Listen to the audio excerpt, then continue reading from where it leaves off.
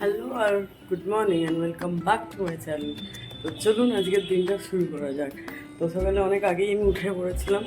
উঠেই ভাই বললো একটু লস্যি করে দিতে, ওকে একটু লস্যি করে দিলাম আর নিজের গরম জল খাচ্ছি আমি এখন। তো ওর খাওয়া অ্যাকচুয়ালি ব্রেকফাস্ট হয়ে গেছে, ও তো তাড়াতাড়ি খেয়ে নেয় সকালে 7:30-8টার মধ্যে। তো ব্রেকফাস্ট করে নিয়েছে আর ও তাই জন্য এখন লস্যি খেলো। আমি এখন 10:30-11টা বাজছে, আমি এখন এই গরম জল খাচ্ছি, তারপরে আমি আবার ব্রেকফাস্ট করব।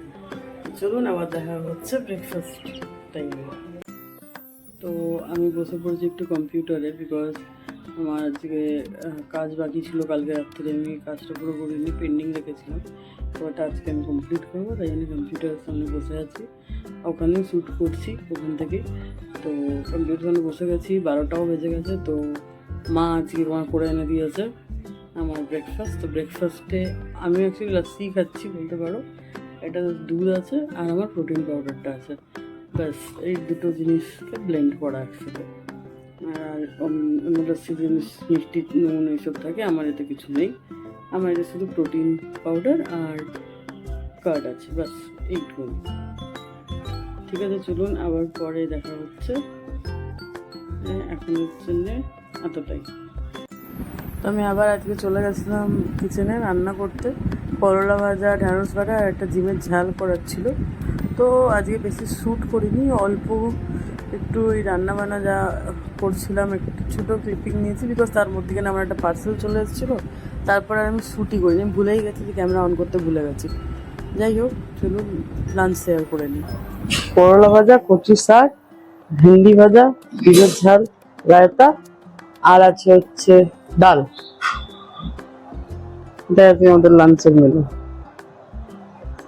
তো গুড ইভিনিং সবাইকে। তো আজকে চলে এসেছি আমি আমার ডিনার রেসিপি নিয়ে। ডিনারে বানাচ্ছি হচ্ছে ঢোকলা। তো আজকে আমার কাছে ঢোকলা প্রিমিক্স ছিল, তাই ওটা দিয়েই বানিয়ে নিয়েছি।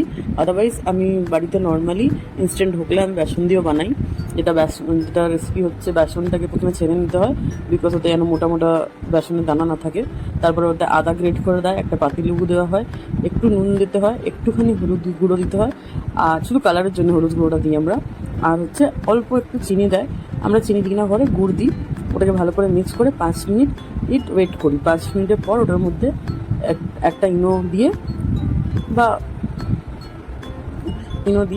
ওটাকে একদম স্পিডে গুলে নিয়ে ওটাতে চেক করে নিই একদম স্মুথ। যখন ব্যাটারটা হয়ে যায়, তারপরে ওটাকে আমরা একটা ঢোকলা প্লেটে গ্রিস করে ঢোকলা প্লেটটাকে আমরা ওই ব্যাটারটা দিয়ে স্টিম করে নিই। এটাই হচ্ছে রেসিপি। কোনো একদিন আমি বানিয়েও দেখাবো। তো আজকে প্রিমিক্সটা দিয়ে এরকম কোনো ঝামেলা ছিল না, শুধু এটাকে ভালো করে অনেকক্ষণ ধরে গুলে নিতে হয়েছে জলে, নর্মাল জলে গুলেছি, এতে গরম জল দিতে লাগেনি।